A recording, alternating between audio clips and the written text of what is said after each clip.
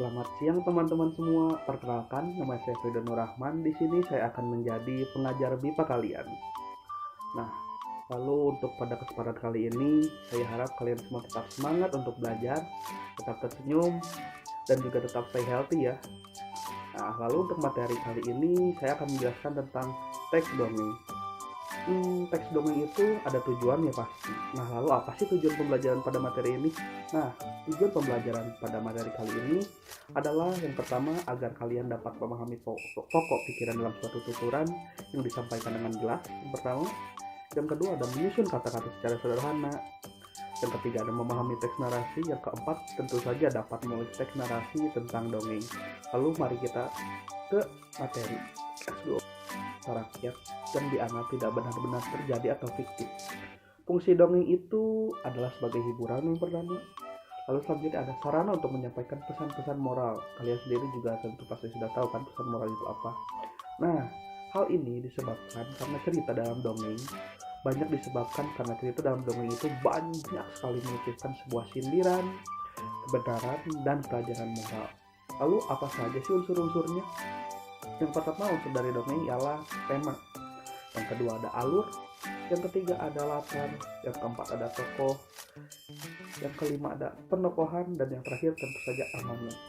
Dongeng itu merupakan cerita sederhana bersifat fiksi, di mana unsur-unsur yang tadi di atas sudah dijelaskan sama saya ada di dalamnya hasil rekayasa dari seorang penulisnya. Lalu setelah itu saya akan menjelaskan strukturnya. Kita lihat dulu. Kali ini kita masuk kepada struktur teks dongeng. Yang pertama tentu saja ada pendahuluan.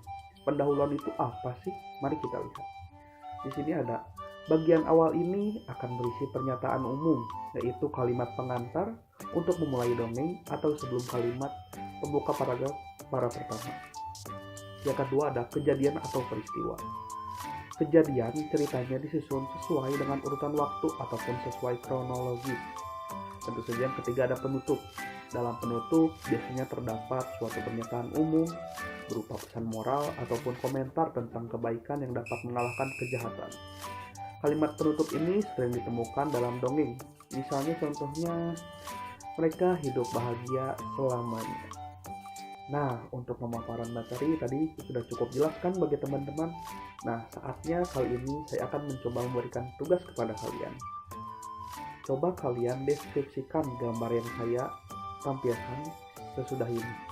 Lalu untuk tugasnya, coba kalian deskripsikan tentang cerita dongeng pada gambar tersebut. Jika kalian sudah mendeskripsikan gambar tersebut, lalu kalian bisa coba mencari gambar lain untuk dideskripsikan oleh kalian masing-masing.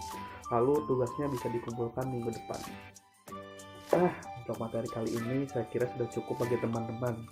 Semoga pada materi hari ini bisa bermanfaat untuk kalian semua. Dan juga sampai jumpa di lain waktu. Bye-bye.